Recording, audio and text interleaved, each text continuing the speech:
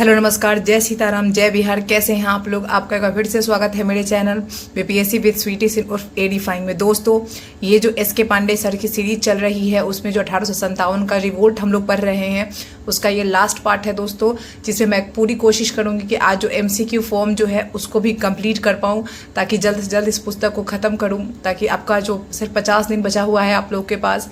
दोस्तों, मेरा एक हम्बल रिक्वेस्ट आप सबसे है, बिल्कुल ऑनेस्ट होते हुए मैं आपसे कहती हूँ कि मैं तैयारी करा रही हूँ दोस्तों। मैं अपने तौर पे पूरी कोशिश करूँगी कि मैंने जो अपने अनुभव से सीखा है उसके आधार पे आपकी तैयारी कराऊँ, लेकिन इसके साथ ही मैं इतनी ईमानदारी आपके साथ ज़रूर रखती हूँ दोस्तों कि आप अपने स्तर पर भी बिल्कुल भी आपको जो है वो कोताही नहीं करनी है।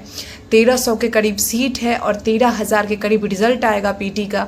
तो मेरे भाई, अगर मेरे भाई बहन जो भी तैयारी कर रहे हैं, आप अपने दिन का 8 से 9 घंटा, मैं तो कह रही हूँ है तो आप 10 घंटा भी दीजिए, लेकिन कोई ज़रूरत नहीं है। अगर 8 घंटा भी आप देते हैं और पूरी तन्मयता के साथ देते हैं तो इस पीटी में आपका एक नाम, इस रिजल्ट में आपका एक नाम हो सकता है। मेरी पूरी विश रहेगी कि आप जो है इस 71st बीपीएससी पीटी को क्वालिफाई करें दोस्तों।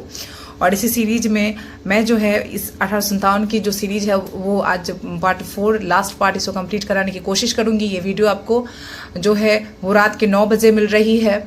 आज की डेट जो है वो आपको 24 जुलाई है दोस्तों। मैं जल्द ही जो है, अगर आप लोग की कमेंट आएगी, अगर आप लोग का साथ ऐसे ही बना रहा, आप बड़ी से बड़ी संख्या में मेरे चैनल को सब्सक्राइब कर रहे हैं, तो हम बहुत ही लंबी मैराथन क्लास भी लेंगे, जिसमें से सारे एमसीक्यू को जो है हम बोर्ड पे कवर करने की कोशिश करेंगे। और उस लाइव क्लास होगी जिसमें आप सभी लोग जो है मेरे साथ शामिल होंगे। तो बहुत ही लंबी मैराथन क्लास लेके भी मैं चाहूँगी कि जल्द से जल्द किसी भी हाल में आपका सारे स्टैंडर्ड सोर्सेस जो है मैं आपके पीटी को कवर करा सकूँ दोस्तों। तो चलिए शुरू करते हैं आज के लिए।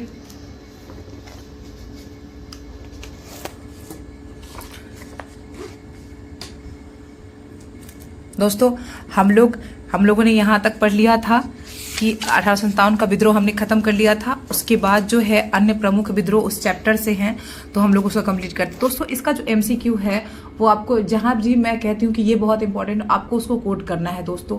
और इसके साथ ही मैं एक बहुत जल्दी एक ऐसे वीडियो लाने वाले हूँ कि जितने सारे क्वेश्चन हैं उन सबको मैं एमसीक्यू फॉर्म में आपको बोर्ड पे कराऊंगी। और लेकिन इसके लिए मैं चाहूँगी कि एक ही मेरी रिक्वेस्ट है कि आपको मेरे चैनल को सब्सक्राइब करना होगा, लाइक करना होगा, शेयर करना होगा, क्योंकि दोस्तों मेरा चैनल नया है और एक नया प्रयास मैं कर रही हूँ। तो अगर आप मेरे साथ जुड़ते हैं तो निश्चित रूप से हम 71वीं बीपीएससी के लिए एक बहुत ही अच्छी तैयारी के साथ एग्जाम्स में बैठेंगे। शुरू करते हैं दोस्तों। अन्य प्रमुख विद्रोह देख लेते हैं, बहुत इंपॉर्टेंट है, इससे डायरेक्ट क्वेश्चन पूछ देते हैं। देखिए, सबसे पहले हम देखेंगे कि एक तो नागरिक विद्रोह आता है, एक जनजातीय विद्रोह आता है दोस्तों, ठीक है। तो हम देखते हैं एक एक करके। अब हम देखते हैं कि नागरिक विद्रोह कौन कौन से हैं हमारे। सबसे पहला सन्यासी विद्रोह। सन्यासी विद्रोह कब से हुआ था? 1763 से 1800। आपको विद्रोह में मुख्यतः क्षेत्र, सन्यासी विद्रोह हुआ कब, इसके नेता कौन है, बस यही बेसिक चीजें आपको याद रखनी है जो अन्य नागरिक विद्रोह हैं। तो सन्यासी विद्रोह 1763 से शुरू होता है और 1800 तक चलता है। ये रुक रुक के चलते रहता है। ये क्षेत्र होता है दोस्तों बंगाल का, और इसको समाप्त करने का श्रेय जाता है वॉरेन हेस्टिंग्स को। ये चीजें आपको याद होनी चाहिए। अंग्रेज राज के विरुद्ध प्रारंभिक विद्रोह में सन्यासियों का विद्रोह सबसे महत्वपूर्ण था। सन्यासी शंकराचार्य के अनुयायी थे, ठीक है, और शंकराचार्य के अनुयायी 10 संप्रदायों में बटे हुए थे। और ये जो संप्रदाय था जिन्होंने विद्रोह किया था वो लोग गिरी संप्रदाय के थे। किससे थे? गिरी संप्रदाय के। आपको 3 चीजें यहाँ से पता चल गई। शुरुआत हुआ 1763 से, चला 1800 तक। इसके जो शंकराचार्य के अनुयायी थे सन्यासी, इस ब्रिटिश सरकार के विरुद्ध पहला शुरुआती और बहुत ही मजबूत आंदोलन था। इसको समाप्त किया था वॉरेन हेस्टिंग्स ने। और ये क्षेत्र कौन सा था? बंगाल का क्षेत्र था। इसका कारण क्या था कि सन्यासी लोग तीर्थ यात्रा पर लगे करों से असंतुष्ट थे। विद्रोह का नेतृत्व अर्ध सामंती लोगों द्वारा किया गया। इसमें बेदखल किए गए किसान, विघटित सिपाही, सत्ताच्युत जमींदार और धार्मिक नेता शामिल थे। 1763 ईस्वी में यह विद्रोह प्रारंभ हुआ और रुक रुक कर 1800 तक चलता रहा। प्रारंभ में इसे दबाने का श्रेय वॉरेन हेस्टिंग्स को दिया जाता है, मतलब उसने प्रारंभिक तौर पर इसको दबाया। 19वीं शताब्दी के अंतिम दशक में लिखी गई पुस्तक बंकिम चंद्र चटर्जी की आनंद मठ, वेरी वेरी इंपॉर्टेंट। आपको सन्यासी विद्रोह से ये क्वेश्चन बहुत बार पूछा है कि आनंद मठ की रचना किसने की है, आपके जबान पे होना चाहिए ये सारा क्वेश्चन। तो आनंद मठ की रचना किया है बंकिम चंद्र चटर्जी ने दोस्तों। कथानक जो है इसका सन्यासी विद्रोह है। नेक्स्ट वी प्रोसीड, हम आते हैं फकीर विद्रोह। ये उतना इंपॉर्टेंट नहीं है, बस 1776-77, क्योंकि क्या होता है ना, बीपीएससी देखिए हर साल एग्जाम्स होते हैं तो कहीं ना कहीं से क्वेश्चन उसको जनरेट करने हैं और सोर्सेज लगभग समान ही होते हैं दोस्तों। तो मैं जो सोर्सेज आपको कराऊंगी दोस्तों, ये आप चूंकि चैनल नया है तो आपको भरोसा करना कठिन होगा, लेकिन मैं आपको ये अश्योर करती हूँ कि मैं जो आपको अपने चैनल के माध्यम से आपको जो सोर्सेज कराऊंगी दोस्तों, वो बिल्कुल ऑथेंटिक होंगे, जिससे कि डायरेक्ट क्वेश्चन बनते हैं दोस्तों। तो फकीर विद्रोह की अगर हम बात करें तो फकीर विद्रोह जो है 1776-77 में हुआ था। बंगाल इसका भी क्षेत्र था, और नेता मजमून शाह और चिराग अली, ये धार्मिक विद्रोह था। 3 चीज, फकीर विद्रोह हुआ कहाँ था? बंगाल में। नेता कौन थे? मजमून शाह और चिराग अली। और यह विद्रोह मूलतः धार्मिक था और क्षेत्र बंगाल था। नेक्स्ट हम प्रोसीड करते हैं अहोम विद्रोह दोस्तों, ये बहुत इंपॉर्टेंट है क्योंकि 1828 से लेकर 33 तक चला है। 1828 मेनली इसको 1828 ही माना जाता है। अहोम विद्रोह हुआ कब? तो 1828। इसका क्षेत्र असम था। क्षेत्र कौन सा था? असम था। और इसके नेता गोमधर कुंवर और रूपचंद्र कोनार। देखिए ये तो आपको मिल जाएगा बहुत जगह गोमधर कुंवर, लेकिन रूपचंद्र कोनार अगर क्वेश्चन में दे दिया तो फिर आपसे गड़बड़ होने की संभावना है, क्योंकि आपने इसको कम पढ़ा है। तो आपको गोमधर कुंवर के साथ साथ रूपचंद्र कोनार भी याद रखना है। अब कारण क्या था? कारण यह था कि असम के अहोम अभिजात वर्ग के लोग थे, मतलब जो फॉरवर्ड क्लास था असम का, वो अहोम लोग थे। ये राजवंश, मतलब ये जो राजकुल था वहां से भी संबंधित थे।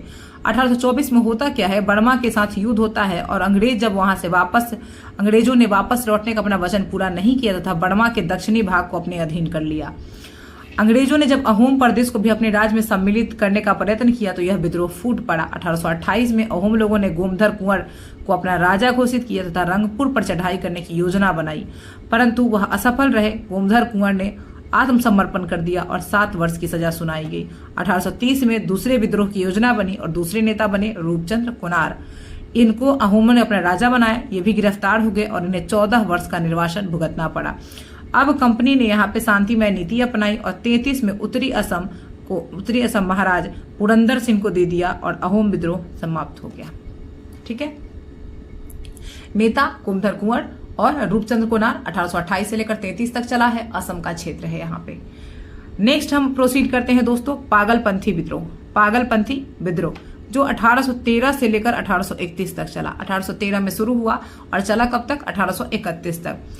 इसका क्षेत्र कौन था? बंगाल और नेता थे टीपू मीर। पागलपंथ विद्रोह के नेता कौन थे दोस्तों? टीपू मीर। पागलपंथ जो है एक अर्थ धार्मिक संप्रदाय था जिसने उत्तरी बंगाल के करम शाह ने चलाया था। ये जो पागलपंथ विद्रोह चलाया था, मेनली जो शुरू किया था उसको करम शाह का पुत्र और उत्तराधिकारी था टीपू। देखिए, तो मेनली पागलपंथी विद्रोह नेता जो है उसका वो करम शाह है, जिसने इसको शुरू किया था 1813 में, लेकिन उनके बेटा थे टीपू मीर और उन्होंने धार्मिक और राजनीतिक उद्देश्यों से जो है उसके बाद इस आंदोलन को चलाया। उसने जमींदारों के मुजारों पर किए गए अत्याचार, यानी मुजारों नहीं दोस्तों, ये मजार होगा यहाँ पे, सॉरी, अत्याचारों के विरुद्ध 1813 विद्रोह कर दिया। 1825 में टीपू ने शेरपुर पर अधिकार कर लिया और वहां का राजा बन गया।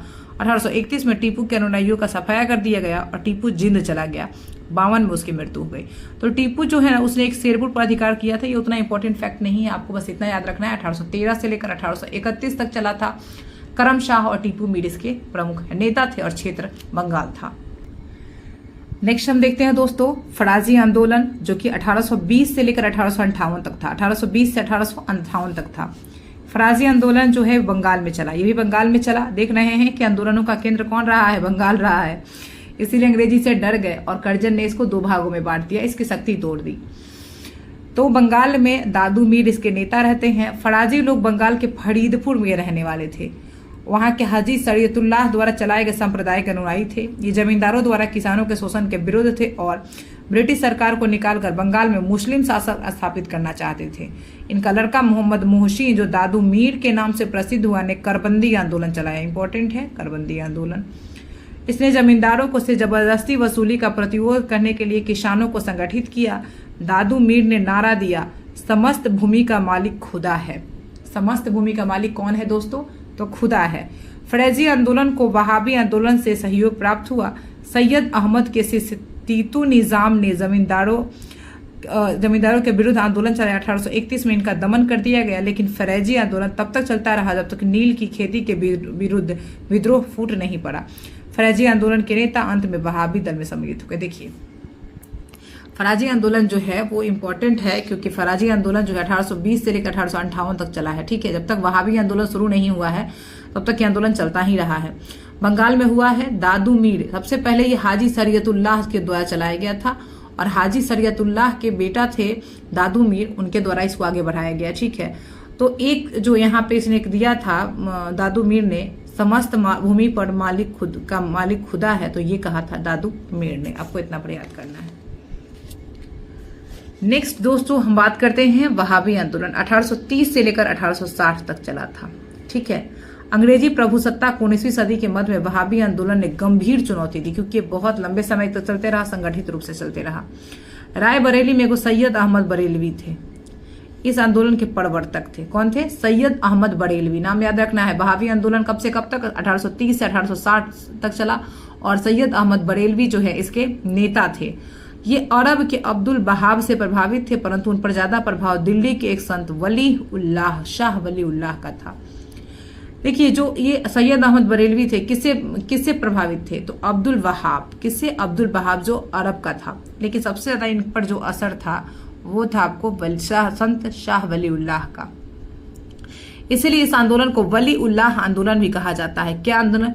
तो ये एक नया फैक्ट निकल के यहाँ से है, जो कि एस.के. पांडे सर की बुक में है, और वो है कि वली उल्लाह आंदोलन किसको कहा जाता है? तो वो आपको वहाबी आंदोलन को कहा जाता है, जो कि 1830 से 1860 तक चला है। अब देखिए सैयद अहमद जो थे बरेलवी, जो इसके प्रवर्तक थे, इस्लाम में हुए सभी परिवर्तनों और सुधारों के विरोध थे। मतलब ये रूढ़िवादी मुसलमान थे। ये चाहते थे जो परंपरा चली आ रही है बस वही चले, कोई उसमें सुधार या फिर बदलाव ना हो। वह हजरत मोहम्मद साहब के समय इस्लाम को पुनः स्थापित करना चाहते थे। इस प्रकार से यह एक पुनरुद्धार आंदोलन था। मतलब जो मुसलमानों में परिवर्तन आ गया है, ये चाहते थे कि नहीं वो सब हटे, और फिर जैसे उनके मोहम्मद साहब के समय था वैसे ही हो। मोहम्मद साहब स्वयं सैयद अहमद स्वयं इसके नेता बने और अपने अधीन 4 उपनेता बनाए। इसमें कबायली प्रदेश में सीथाना अर्थात इस्लाम का स्थान चुना, जो आंदोलन का केंद्र बन गया। भारत में इसका केंद्र पटना था। वेरी इंपॉर्टेंट, ये बिहार बीपीएससी के लिए बहुत इंपॉर्टेंट है दोस्तों, कि भारत में वहाबी आंदोलन का प्रमुख केंद्र कौन था? तो पटना था। ठीक है, इसके अतिरिक्त हैदराबाद, मद्रास, बम्बई, बंगाल और उत्तर प्रदेश में इसकी शाखाएं स्थापित की गई थी। चूंकि उनका उद्देश्य काफिरों के देश यानी दार उल हर्ब को मुसलमानों के देश यानी दार उल इस्लाम में बदलना था। तो वहाबी आंदोलन का उद्देश्य क्या था दोस्तों? तो दार उल हर्ब यानी काफिरों का देश को दार उल इस्लाम मतलब मुसलमानों के देश में बदलना था। इसीलिए उन्होंने पंजाब के सिखों के विरुद्ध जिहाद की घोषणा की। मतलब इनका देश के भी जो बाकी धर्म थे उनसे भी इनका विरोध हो गया, क्योंकि ये सिर्फ मुस्लिम धर्म को प्रधानता देना चाहते थे। 1830 में पेशावर पर इन्होंने कब्जा कर लिया, परंतु शीघ्र ही वह पुनः छिन गया और सैयद अहमद 1831 में युद्ध में मारे गए। 1849 आता है, जब कंपनी ने सिख राज को समाप्त कर दिया तो भारत के समस्त प्रदेश उनके क्रोध का निशाना बन गए। 1852 में वहाबी नेता इनायत अली ने समस्त वहाबियों को सीथाना में एकत्रित होने का संदेश भेजा। यानी कि वहाबियों का जो केंद्र था वो था सीथाना। दोस्तों आपको ये भी याद रखना है। 1857 के विद्रोह के समय वहाबियों ने अंग्रेज विरोधी भावनाओं का प्रचार किया। 1858 का समय आता है, सीथाना से इन्हें निकाल दिया गया। तब इन्होंने मलका को, जब वहाबियों का सीथाना केंद्र छीन लिया गया तो दूसरा उनका केंद्र कौन सा बना दोस्तों? मलका बना। उसको इन्होंने अपना केंद्र बनाया, लेकिन कुछ दिनों बाद इन्हें पुनः सीथाना पर कब्जा कर लिया। 1860 आता है, अंग्रेजों ने इनका दमन प्रारंभ किया और 20 वर्षों के अंदर ही इनका पूर्णतः दमन कर दिया। वहाबी आंदोलन मुसलमानों के लिए आंदोलन था। Very important. वहाबी जो वली उल्लाह आंदोलन भी कहते हैं इसको, यह मुसलमानों का और मुसलमानों के लिए आंदोलन था। इंपॉर्टेंट है दोस्तों। अतः इसका स्वरूप जो है वो पूर्ण रूप से सांप्रदायिक था। जिसने सांप्रदायिकता की भावना को भड़काया, यह आंदोलन कभी भी राष्ट्रीय स्वरूप धारण नहीं कर सका।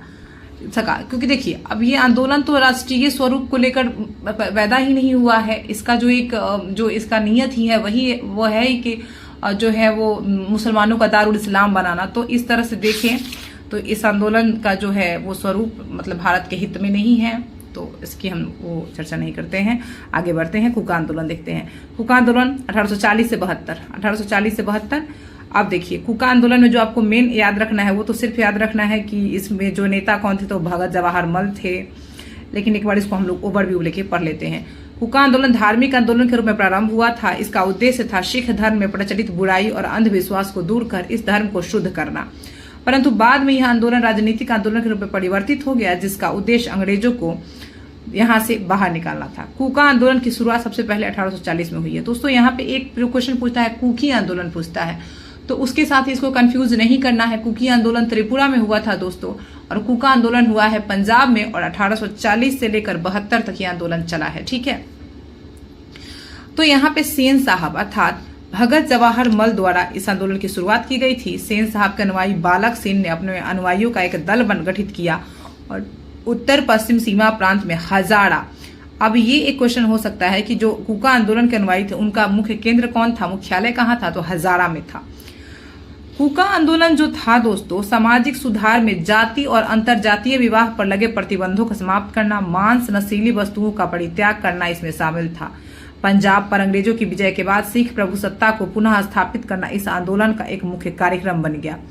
1863 में बालक सिंह की मृत्यु के बाद उनके शिष्य राम सिंह कुका के नेतृत्व में विद्रोह ने जोर पकड़ा। यानी देखिए इन्हीं के नाम पर कुका आंदोलन इसका नाम पड़ा है, क्योंकि शुरू तो भगत जवाहर मल ने किया, लेकिन उनके शिष्य बालक सिंह थे और बालक सिंह जब मर गए तो उनके शिष्य जो राम सिंह कुका हुए उन्होंने इसको बहुत जोर दिया, इसीलिए इस आंदोलन का नाम कुका आंदोलन पड़ा। राम सिंह के शिष्य रात्रि में एकत्र होकर परेड और अंग्रेजों के विरुद्ध लड़ने के लिए प्रशिक्षण करते थे।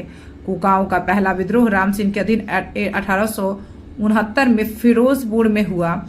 यह एक राजनीतिक विद्रोह था, अंग्रेजों को उखाड़ फेंकना इसका मूल लक्ष्य था। 1872 का समय आता है, इनके नेता बाबा राम सिंह कुका को गिरफ्तार कर रंगून भेज दिया जाता है। इनके साथ 49 विद्रोहियों की हत्या कर दी जाती है। राम सिंह की मृत्यु 85 में रंगून में हो जाती है, और बाबा राम सिंह ने ही नामधारी आंदोलन चलाया था। एक बहुत इंपॉर्टेंट है कि नामधारी आंदोलन किसने चलाया था, तो ये भी चलाया था बाबा राम सिंह ने, और इसमें भी मद्य निषेध, गोमांस निषेध, वृक्ष पूजा और महिलाओं की समानता पर बल दिया गया था। इसका उद्देश्य बहुत ही अच्छा था। नेक्स्ट अब हम बात करते हैं दोस्तों, एक जो इसमें आता है जनजातीय आंदोलन का सेगमेंट आता है, देख लेते हैं। देखिए जनजातीय आंदोलन तो दोस्तों इसमें ओवरव्यू ले लेते हैं। ये जो देखिए जनजाति जो थे वो मेनली जो मुख्य धारा से दूर ही रहते थे, अलग अलग रहते थे, दूर दराज के क्षेत्रों में रहते थे।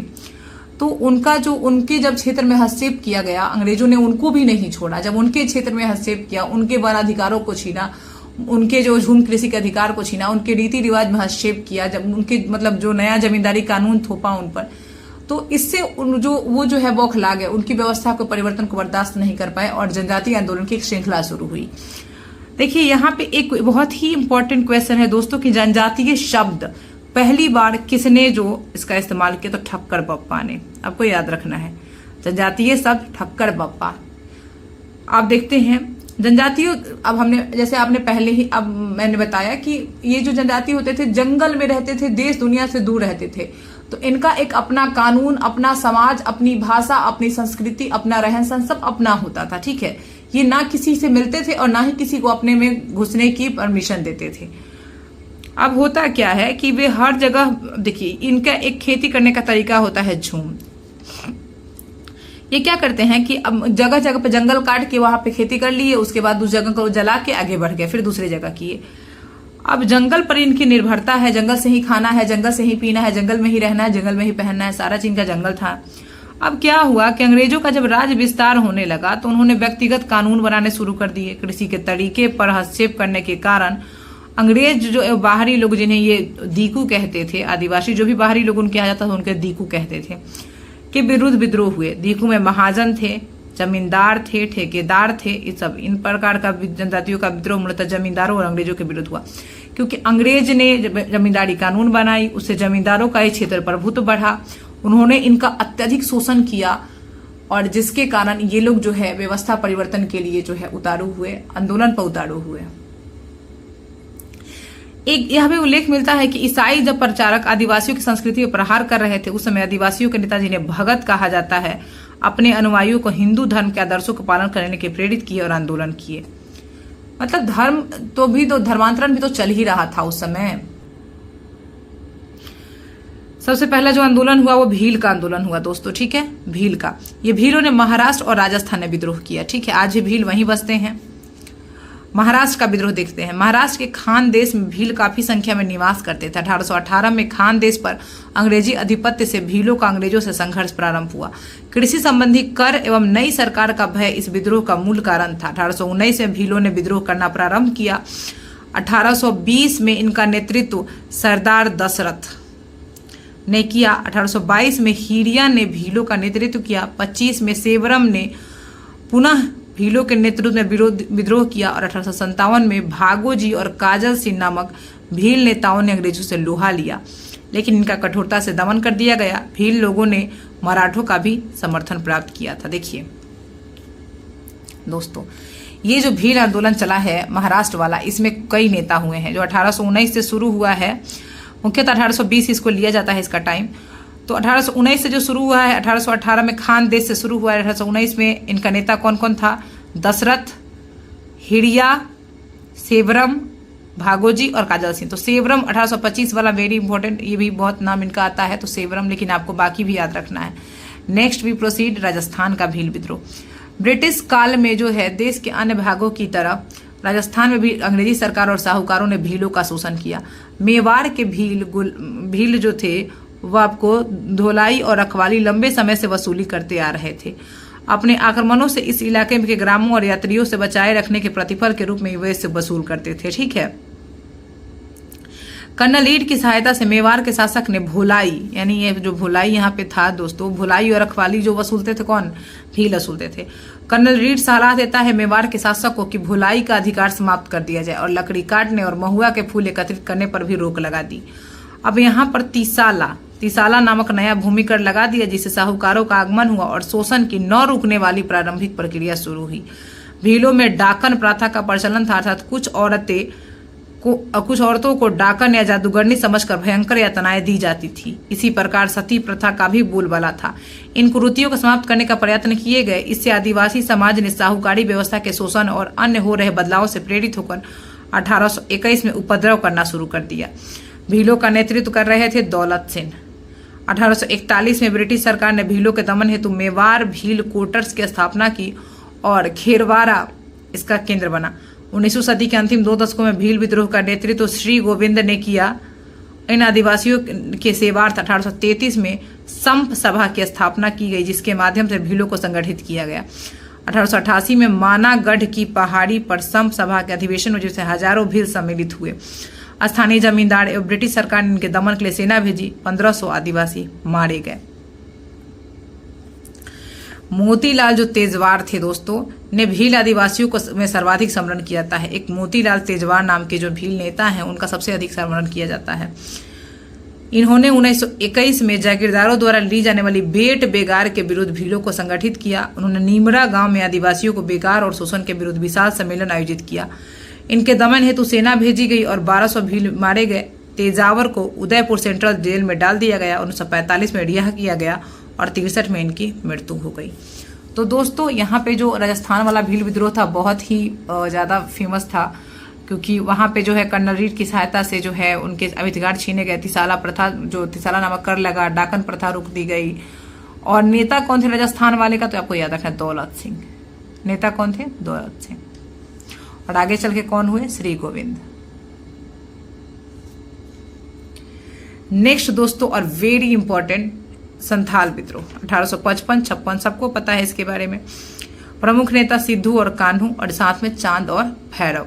क्षेत्र था दामन कोह, जो कि भागलपुर और राजमहल की जो पहाड़ी क्षेत्र था वो जो था वहां से वो इसका क्षेत्र था। बिहार आते हैं, और ये तो क्षेत्र जो है वो बिहार में ही है और बीपीएससी के लिए तो बहुत ही इंपॉर्टेंट क्षेत्र है। आदिवासियों के विद्रोह में संथालों का विद्रोह सबसे जबरदस्त था। दामन कोह नाम से ज्ञात, दामन कोह नाम से याद रखिएगा, दामन कोह के नाम से ज्ञात भागलपुर से राजमहल तक का जो भूभाग संथाल बाहुल्य क्षेत्र था। 1793 में बिहार में लागू होता है अस्थाई बंदोबस्त और इससे जिनकी जमीनें ली जाती हैं छीन। संथाल लोग भूमि के अधिकारियों के दुर्व्यवहार, पुलिस के दमन और जमींदारों एवं साहूकारों की वसूलियों से विरुद्ध विद्रोह करते हैं। 30 जून 1855 का समय आता है। भगनीडीह में 6000 से अधिक आदिवासी इकट्ठे होते हैं और विदेशियों का राज समाप्त करने के लिए विद्रोह करने का निर्णय लेते हैं। विद्रोह आदिवासियों के 2 प्रमुख नेता सिद्धू कान्हू करते हैं। विद्रोहियों ने महाजनों और जमींदारों पर हमला बोला, उनके मकान जला डाले। इसके अतिरिक्त पुलिस स्टेशनों, रेलवे स्टेशनों और डाक ढोने वाली गाड़ियों को भी जला दिया। 1855 का समय आता है। सिद्धू को मार डाला गया। कान्हू जो 1856 में मारा गया। और मजूमदार ने लिखा है, वेरी वेरी इंपॉर्टेंट, कि संथाल विद्रोह आर्थिक कारणों से उत्पन्न हुआ था, लेकिन शीघ्र ही इसका उद्देश्य विदेशी शासन को खत्म होना है। मजूमदार जी ने इसको लिखा है कि भले ही ये आर्थिक कारण से उत्पन्न हुआ था। दरोगा महेश लाल जो हत्याकांड जो है वो इसका तत्कालिक कारण था। दोस्तों, अगर किसी को पता नहीं है तो मैं उसको बता दूं। इसमें जो है दरोगा ने बहुत दुर्व्यवहार किया था संथालों के साथ, तो इसीलिए उन्होंने दरोगा महेश लाल की हत्या कर दी थी। और इसी डर से कि आगे चल के बहुत इनको यातना मिलेगी, बहुत पुलिसिया जुर्म सहना पड़ेगा, संथालों ने जो है विद्रोह का आगाज कर दिया था। तो 30 जून को इन्होंने भगनीडीह में जो है वो पूरी तरीके से विद्रोह का आगाज कर दिया। और दामन एक कोहिन का क्षेत्र था। 1793 का भूमि जो अस्थायी बंदोबस्त जो व्यवस्था थी वो इसके पीछे कारण थी। नेक्स्ट और सबसे इंपॉर्टेंट, मुंडा विद्रोह या फिर उलगखनी विद्रोह, यानी उलगुलान भी कहते हैं इसको दोस्तों, उलगुलान। ठीक है। 1895 से 1901, 1895 से 1901 ये छोटा नागपुर का क्षेत्र है जो उस समय बिहार में था। और प्रमुख नेता थे बिरसा मुंडा, जिनको एक धरती आबा भी कहते हैं, धरती आबा। मुंडा विद्रोह या फिर को उलगखनी या महाविद्रोह की भी संज्ञा दी जाती है, यानी जो विद्रोह यानी कि महा उलगुलान की भी संज्ञा दी जाती है। मुंडा लोग दक्षिण बिहार के छोटा नागपुर इलाके में 400 वर्ग मील के क्षेत्र में निवास करते थे। इनमें सामूहिक खेती का प्रचलन था, जिसे खुदकुट्टी व्यवस्था कहते थे। खुदकुट्टी व्यवस्था जो है, लेकिन जो सामूहिक खेती करते थे ये लोग, लेकिन जमींदार, ठेकेदार और जो नया खेती जो व्यवस्था आया उसमें सभी ने इनके सामूहिक परंपरा को नष्ट कर दिया। मुंडों ने अपने सरदारों के नेतृत्व में इन लोगों के विद्रोह में आंदोलन शुरू किया। इनका जो विद्रोह था वो सरदारी लड़ाई के नाम से प्रसिद्ध था। मुंडा आदिवासियों का विद्रोह 1874 में प्रारंभ हुआ, परंतु 1895 में इसका नेतृत्व बिरसा मुंडा ने किया। और यहाँ से ये सबसे ज्यादा इम्पोर्टेंट, 1874 से ये चल रहा था सरदार विद्रोह के रूप में, लेकिन 1895 में जब बिरसा मुंडा आए तो उन्होंने इसको बहुत आगे ले गए और 1901 तक ही चलता रहा। प्रारंभ में बिरसा जो है अपने दवा के ज्ञान और बीमारियों को ठीक करने की शक्ति के कारण जाने गए थे। ठीक है। 1895 में बिरसा अपने आप को भगवान का दूत घोषित करते हैं और कहा कि भगवान ने उसमें गजब की ताकत दी है। अब हजारों आदिवासी इसे देखने और सुनने आने लगे। इसने अपने समर्थकों को सिंह बोंगा, यानी बहुत सारे देवताओं की जगह पे एक देवता सिंह बोंगा की पूजा करने की सलाह दी। गांव घूम घूम कर इसने लोगों को हथियार बंद किया। 1899 में क्रिसमस की यानी 25 जो दिसंबर था उसकी पूर्व संध्या पर बिरसा ने मुंडा जाति का शासन स्थापित करने के लिए विद्रोह का ऐलान किया। इसने महाजनों, ठेकेदारों, हाकिमों और ईसाइयों का कत्ल करने का आह्वान किया। इसमें कहा गया कटोंग बाबा कटोंग, रानी कटोंग कटोंग, साहेब कटोंग कटोंग, मतलब सबको काटने का बात कहा गया। और अबुआ राजे मतलब एंटे, वो कहते थे कि अपना राज स्थापित होगा। इसमें कहा गया कलयुग खत्म करके सतयुग लाने का बात कहा गया और घोषणा किया कि दिक्कों से हमारी लड़ाई होगी और उनके खून से जमीन इस तरह लाल होगी जैसे लाल झंडा। 5 जनवरी का दिन आता है 1900 को संपूर्ण मुंडा क्षेत्र में विद्रोह फैल जाता है।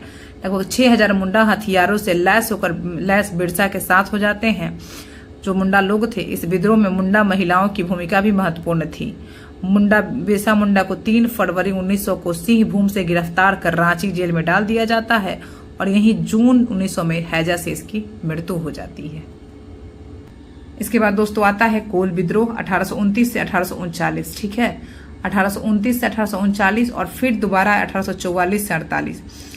1829 से लेकर 1839 10 साल चलता है, कुछ दिन रुकता है और फिर 44 से शुरू हो जाता है 48 तक चलता है। मतलब 1829 से जो शुरू होता है 1848 तक ही चलते रहता है कोल विद्रोह। क्षेत्र है छोटा नागपुर। बुद्धो भगत और गंगा नारायण इसके नेता हैं। छोटा नागपुर क्षेत्र में मुंडा, उड़ाव, हो, महाली आदि जनजातियां निवास करती हैं। इन्हें मैदानी लोग कोल कहते हैं। इस विद्रोह का कारण यह था कि 1822 में ब्रिटिश सरकार ने चावल की नशीली शराब पर उत्पादन शुल्क लगा दिया था, जिससे आदिवासी अपने उपभोग के लिए तैयार करते थे। दूसरा कारण तो ये था कि भूमि संबंधी असंतोष था। कंपनी के भू राजस्व प्रबंध ने परंपरागत व्यवस्था को बदल दिया था और इनकी जमीन मुस्लिमों और सिखों को दे दी गई थी। 1831 में बुद्धो भगत के नेतृत्व में भीषण संघर्ष हुआ। हजारों मकान और कचहरी जला दिया गया। इस संघर्ष में बुद्धो भगत सहित हजारों विद्रोही मारे गए। इसके बाद गंगा नारायण आता है, 1832 में इसका नेतृत्व करता है। यह विद्रोह रुक रुक कर 1848 तक चलता रहा, बाद में इसे कुचल दिया गया। तो बुद्धो भगत और गंगा नारायण 1829 से लेकर उसके बाद 1839 तक और उसके बाद 1844 से लेकर 1848 तक। नेक्स्ट चलते हैं खासी विद्रोह। खासी विद्रोह 1828 से लेकर 1833 थे। 1828 से लेकर 1833 तक ये मेघालय में होता है और इसके नेता रहते हैं तीरथ सिंह। याद रखना है दोस्तों, खासी विद्रोह मेघालय और नेता हैं तीरथ सिंह। बंगाल के पूरब में जयंती और गारो की पहाड़ियों के बीच खासी लोग निवास करते थे। यहाँ खासियों के अलग अलग शक्ति संपन्न राज्य थे। ठीक है। 1824 आता है, ब्रह्मपुत्र नदी घाटी क्षेत्र में अंग्रेज अधिकार कर लेते हैं और इस क्षेत्र को सिलहट से जोड़ने के लिए सड़क बनाने की योजना बनाते हैं। अब देखिए होता क्या है। 1827 आता है, खासी मुखियाओं से अंग्रेजों की वार्ता की, लेकिन कोई हल नहीं निकला। ब्रिटिश सरकार ने छत्तर सिंह को इस प्रदेश का जमींदार नियुक्त कर रखा था। उसने सड़क बनाने की अनुमति प्रदान कर दी। खासी मुखिया तीरथ सिंह ने इसका विरोध किया और अन्य मुखियाओं की सहायता से इसने विद्रोह कर दिया। तीरथ सिंह ने अपने 10,000 साथियों के साथ अंग्रेजों पर अनेक आक्रमण किए और 1829 से लेकर 33 तक 4 वर्षों तक दोनों पक्षों में संघर्ष होता रहा। तीरथ सिंह के अतिरिक्त बड़मानिक और मुकुंद सिंह ने भी इस विद्रोह का नेतृत्व किया। 1833 में मृत्यु दंड न देने की शर्त पर इन लोगों ने आत्मसमर्पण कर दिया और इस तरह से खासी विद्रोह का अंत हो गया। तो 1829 से लेकर 33 तक चला और ये जो है तीरथ सिंह इसके मेन नेता थे। मेघालय की जयंतिया और गारो पहाड़ियों में ये शुरू हुआ था। आगे चलते हैं खौड़ और सवार विद्रोह। ये बहुत इंपॉर्टेंट नहीं है। ये उड़ीसा के जो क्षेत्र में उड़ीसा में हुआ। खौड़ और जो सवार विद्रोह है वो उड़ीसा के निकटवर्ती खौड़माल के आदिवासी जो थे खौड़ क्षेत्र में उसमें हुआ था। ये पालिया खेमदी के आदिवासी सवार कहे जाते हैं। इन क्षेत्रों में बाहर से आकर लोग निरंतर बस रहे थे, जिससे इनमें असंतोष हो गया था और यह भी आशंका थी कि अंग्रेज इनकी जमीन जब्त कर लेंगे और बेगार लेंगे, नए कर लगाएंगे। परंतु विद्रोह का मुख्य कारण अंग्रेज प्रशासकों द्वारा खौरों में एक नर बलि जो प्रथा थी, मोड़िया प्रथा, नर बलि प्रथा, मोड़िया प्रथा को रोकने का प्रयास था। जिन मनुष्यों की बलि दी जाती थी वे मोड़िया कहते थे। ये लोग मोड़िया के जरिए भगवान को खुश करते थे ताकि हल्दी व अन्य फसलें अच्छी फसलें हो सके। यह एक प्रकार से पृथ्वी पूजा का ढंग था। 1846 में खौरों ने चक्र बिसोई के नेतृत्व में विद्रोह कर दिया। खौर विद्रोह जो हुआ वो चक्र बिसोई के नेतृत्व में हुआ। कब? 1846 में। 1846 में हुआ है उड़ीसा में। खौर विद्रोह हुआ है चक्र बिसोई के नेतृत्व में और नरबली यानी मोड़िया प्रथा के समाप्त होने के विरोध में। इसके विद्रोह के दमन हेतु सेना भेजी गई। इसके गांव जला दिए गए, फिर भी इसका विद्रोह चलता रहा। 1855 आता है, चक्र बिसोई की कोई जानकारी नहीं मिलती है। 1856 आता है, राधा कृष्ण दंड सेना के नेतृत्व में सवार आंदोलन शुरू होता है। 57 में दंड सेना को फांसी पर लटका देने से आंदोलन समाप्त हो जाता है। खैर तो आपको 46 में और सवार 56 में शुरू होता है और राधा कृष्ण दंड सेना सवार विद्रोह के नेता रहते हैं। नेक्स्ट आता है खामती विद्रोह। खामती लोगों का मूल निवास बोर खामती प्रदेश था। जो खामती लोग थे उनका मूल निवास बोर खामती प्रदेश था। ये लोग वहां से असम आए और अहोम राजा की अनुमति से वहीं बस गए।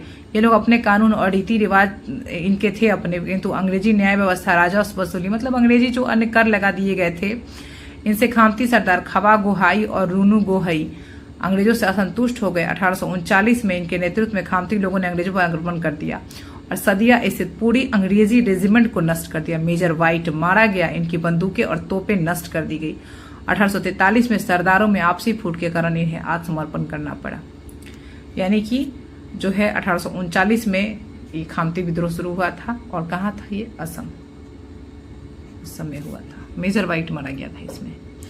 आते हैं रंपा विद्रोह। पूछ देता है रंपा विद्रोह आंध्र प्रदेश में 1879 में हुआ था। रंपा विद्रोह कब हुआ था दोस्तों? 1879 में हुआ था। कहाँ हुआ था? आंध्र प्रदेश में हुआ था और नेता कौन थे? राजू रंपा। और ये क्यों हुआ था दोस्तों? तो ये आंध्र प्रदेश के तटवर्ती क्षेत्रों में हुआ था। रंपा पहाड़ी पर आदिवासियों ने राजू रंपा के नेतृत्व में, ये मेनली इसलिए हुआ था ना कि जो जागीरदार वहां पे थे इतना भ्रष्टाचार कर रहे थे और नए नए जंगली कानून ये सब लगा दिए गए थे, जैसे कि 1879 में ये शुरू हो गया, 1880 में ये खत्म हो गया। खुंडा डोरा विद्रोह, कौन है? खुंडा डोरा विद्रोह। चलिए दोस्तों, खुंडा डोरा विद्रोह जो 1900 में हुआ, कहाँ हुआ? विशाखापट्टनम, याद रखना है कि डाबर आदिवासी क्षेत्र में खुंडा डोरा जनजाति। देखिए ये क्षेत्र पूछ सकता है कि खुंडा डोरा विद्रोह कहाँ हुआ है, तो विशाखापट्टनम के डाबर आदिवासी क्षेत्र में हुआ है। कहाँ है? विशाखापट्टनम में। और ये जनजाति कौन सी है? तो खुंडा डोरा जनजाति है। और यह विद्रोह होता कब है? तो 1900 में होता है और नेतृत्व कुर्ला मैया करता है। कुमराम लैया इसका नेतृत्व करता है और कहता है कि हम अंग्रेजों को बाहर निकाल कर अपना शासन स्थापित करेंगे, हालांकि इसको दबा दिया जाता है। तो कुर्राम लैया, विशाखापट्टनम, खुंडा डोरा 1900, आपको याद रखना है। बाकी हम बात करते हैं रामोसी विद्रोह 1822, फिर रुकता है 25 से 26, फिर बीच में रुकता है 39 से 41, यानी 1822 से शुरू होकर 1841 तक रामोसी विद्रोह चलता है। कहाँ? पश्चिमी घाट, महाराष्ट्र। तो सह्याद्री का क्षेत्र है उस तरफ। चित्तर सिंह और नरसिंह दत्तादेव पेटकर, चित्तर सिंह और नरसिंह दत्तादेव पेटकर इसके नेता रहते हैं। रामोसी के कौन थे? रामोसी पश्चिमी घाट में रहने वाले एक आदिम जाति थी जो अंग्रेजी शासन पद्धति से नाराज थी। 1822 में इनके सरदार चित्तर सिंह ने विद्रोह कर दिया और सतारा के आसपास का प्रदेश लूट लिया। 1825-26 में पुनः विद्रोह हुए और इस प्रदेश में 1829 तक अशांति रही। इस प्रकार सितंबर 1839 में सतारा के राजा प्रताप सिंह के सिंहासनच्युत तथा देश निष्कासन से समस्त प्रदेश में असंतोष उत्पन्न हो गया।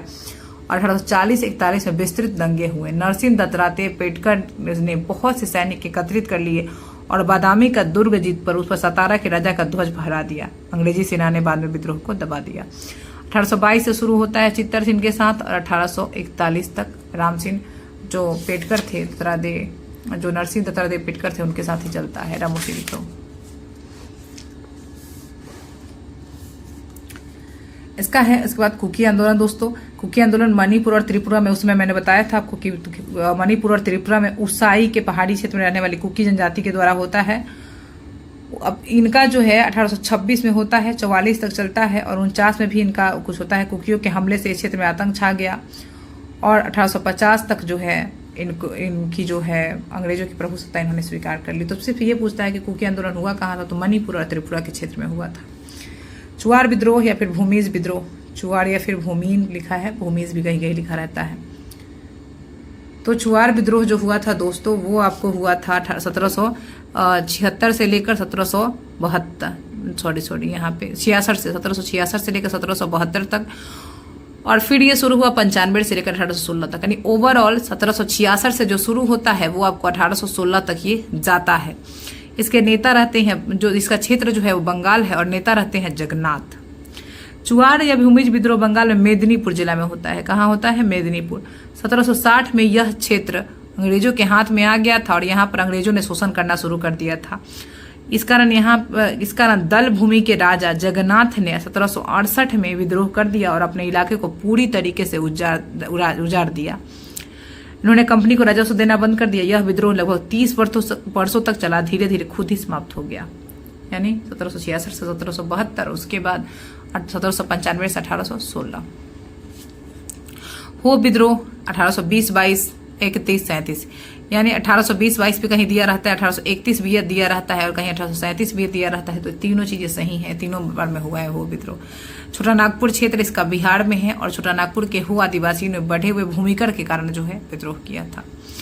नेक्स्ट कुछ विद्रोह है दोस्तों। आज ये मैंने सोचा कि इसको कंप्लीट ही कर दूं, चूंकि ये बहुत लंबा वीडियो हो जाएगा, इसलिए मैं सिर्फ यहाँ तक जो है इसके कुछ विद्रोह जो है प्रमुख, सिर्फ विद्रोह को देखकर इस सीरीज को यहाँ पे मतलब खत्म करूंगी। और कल जो वीडियो आएगी उसमें हम लोग जो है वो इसको MCQ को पूरे खत्म करने की कोशिश करेंगे दोस्तों।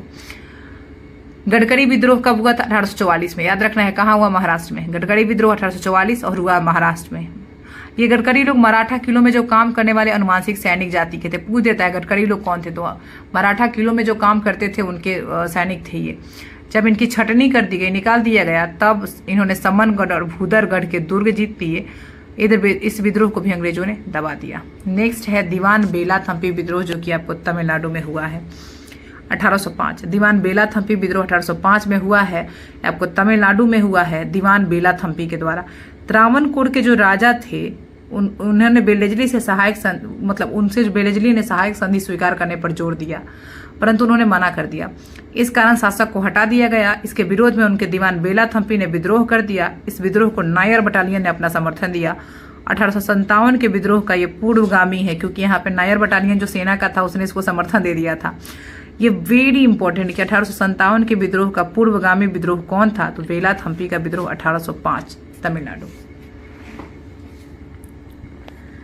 नेक्स्ट जो विद्रोह था दोस्तों वो है पाइका विद्रोह।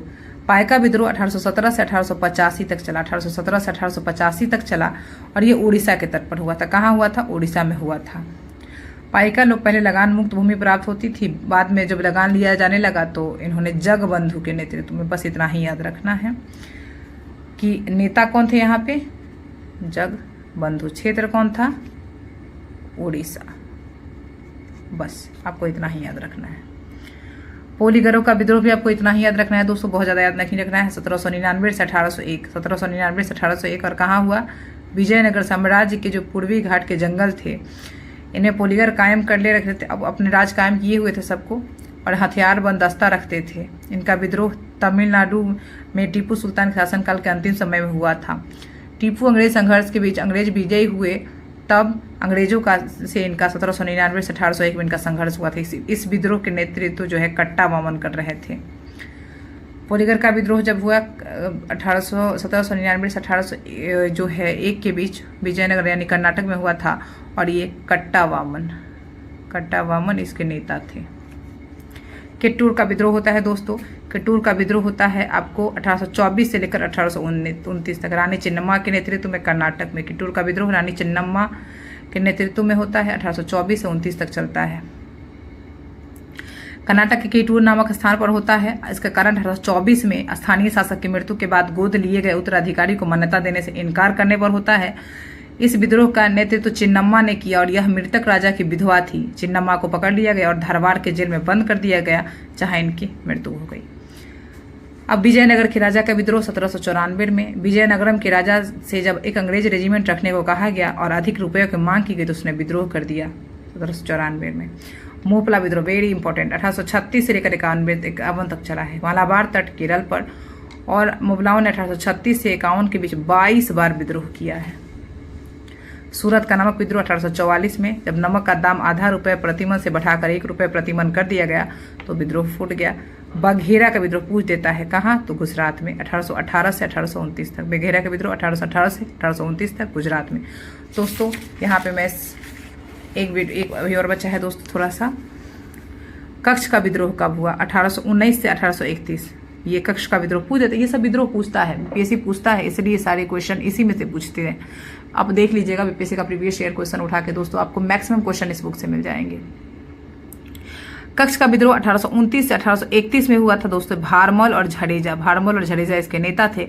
कच्छ के राजा भारमल को जब अंग्रेजों ने हटाकर उनके अल्प वयस्क पुत्र को गद्दी पर बिठा दिया तो भारमल और उसके समर्थक सरदार झडेजा ने विद्रोह कर दिया।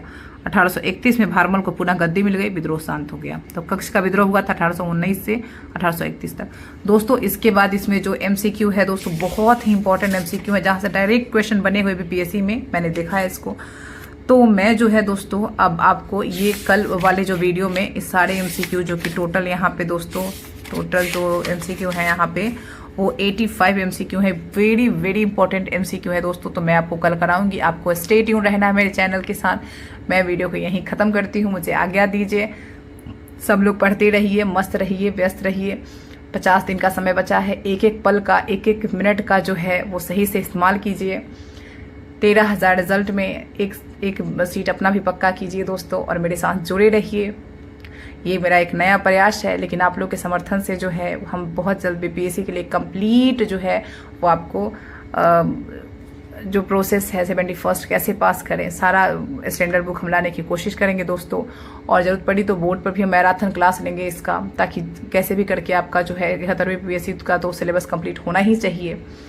तो तब तक के लिए आज्ञा दीजिए और कल फिर से जुड़िए, ताकि इसका जो है हम लोग MCQ कर सकें। जय सीताराम, जय बिहार।